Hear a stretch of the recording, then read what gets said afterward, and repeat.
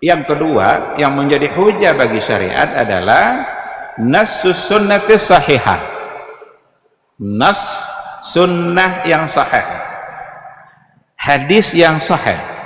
Kenapa mesti disematkan kata sahihah? Karena ada di antara hadis yang tidak sahih. Hadis itu secara apa kan sesuatu yang disandarkan kepada Nabi. Disandarkan berarti orang lain yang menyandarnya kepada Nabi. Siapa orangnya? Ada silsilah sanadnya. An fulan sampai kepada Rasulullah sallallahu alaihi wasallam.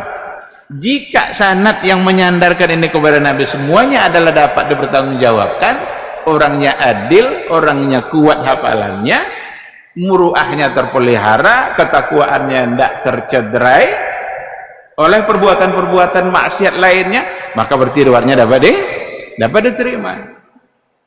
Itu yang disebut nanti dengan sunnatun sahihah, yang penyandarannya kepada Nabi itu sahih, itu benar. Kalau sudah sahih berarti dapat dijadikan landasan. Tapi ada nanti di antara hadis yang dia tidak sahih, bahkan juga tidak sampai ke tingkat hasan. Ada yang namanya hadis dhaif, ada bahkan hadis yang maudhu', hadis yang palsu.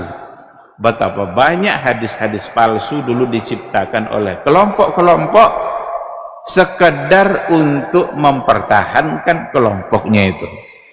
Dibuat hadis. Dan yang paling banyak membuat-buat hadis lagi-lagi adalah orang Syiah. Itu mudah aja bagi mereka buat hadis itu. Asal disandarkan kepada imamnya, maka pasti itu adalah hadis. Karena orang Syiah menganggap para imam itu statusnya, kedudukannya sama dengan Nabi. Kalau Nabi ucapannya diterima, imam juga ada ucapannya pasti diterima. Karena itu sama kedudukannya dengan hadis. Kalau berbeda antara satu imam dan imam yang lain gimana? Tidak apa-apa, pokoknya terima saja. Maka perbedaan yang paling banyak dalam doktrin-doktrin agama itu juga ada pada kalangan orang-orang Syiah. Bahkan saya punya ada bukunya sama saya, ada di antara Qur'annya orang Syiah itu ada satu surat namanya suratul wilayah. Jadi suratnya namanya suratul wilayah. Entah dari mana mereka dapat surat wilayah itu. Padahal dalam Al-Quranul Karim kita tidak menemukan ada namanya surat An-Nasr. Itu surat secara utuh. Kalau kita tengok isinya semuanya hanyalah puji-pujian bagi orang-orang Syiah, imam mereka, dan tuduhan-tuduhan kepada orang-orang yang mereka benci seperti para sahabat. Nah, maka tidak semua hadis yang sahih. Maka perlu dikatakan yang menjadi hujah bagi syariat adalah nassus sunnatis sahihah. Banyak kecenderungan orang memakai hadis-hadis palsu. Banyak sekali. Sama sekali tidak ditemukan riwayatnya. Kalaupun ada, bisa saja riwayatnya terputus, tidak datang dari jalan yang benar, sehingga dia tidak dapat dipegang sebagai hujjah. Apa contohnya? Salah satu dari contohnya adalah hadis terkait dengan Nur Muhammad, bahwa yang pertama kali yang diciptakan oleh Allah adalah Nur Muhammad. Itu berdasarkan kepada satu riwayat, Jabir ibnu Abdullah itu bertanya kepada Nabi. Apa pertanyaan Jabir kepada Nabi? Ya Rasulullah, wahai Rasulullah, apa yang pertama kali yang diciptakan oleh Allah? Rasul menjawab, awwalu ma khalaqallah nura nabiyyika ya Jabir. Yang pertama kali yang diciptakan oleh Allah adalah nur nabimu wahai Jabir. Ini hadisnya palsu, tapi yang palsu inilah yang dipegang oleh orang-orang sufi, yang mereka meyakini bahwa yang pertama kali yang diciptakan adalah Nur Muhammad.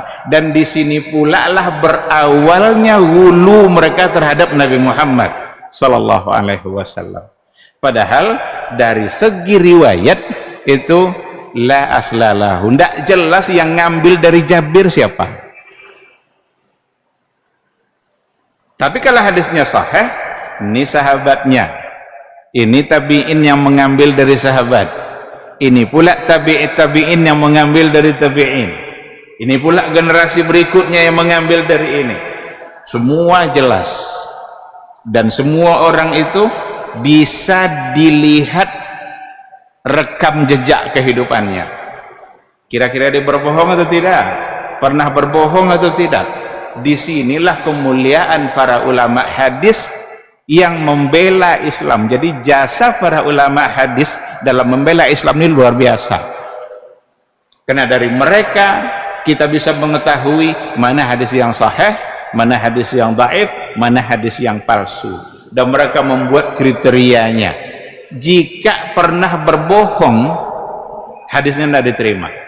Meskipun berbohongnya kepada hewan. Coba bayangkan, kalau ada orang yang berbohong pada hewan, bohong pada hewan itu contohnya begini, dia panggil kucing, kan manggil kucing kan kadang fus-fus, katakan gitu karena manggil kucing. Gini-gini dia, kucing datang dengan harapan di telapak tangannya ada makanan, ternyata di telapak tangannya tidak ada makanan. Bohong tidak dia? Orang seperti ini setelah itu hadisnya tidak diterima. Coba bayangkan. Jadi jangan karena berbohong kepada manusia, karena jika dia bisa berbohong pada hewan, maka akan mudah juga berbohong pada manusia. Begitulah kriteria yang dibuat oleh para ulama, sehingga bisalah dipilah-pilah mana hadis itu hadis yang sahih dan mana pula hadis yang tidak sahih, mana yang makbul, mana yang mardud. Hadis itu dari segi terima atau tidak terima dibagi kepada dua, ada yang makbul, ada yang mardud. Makbul diterima, mardud ditolak. Yang diterima ini nanti ada pembagian-pembagiannya.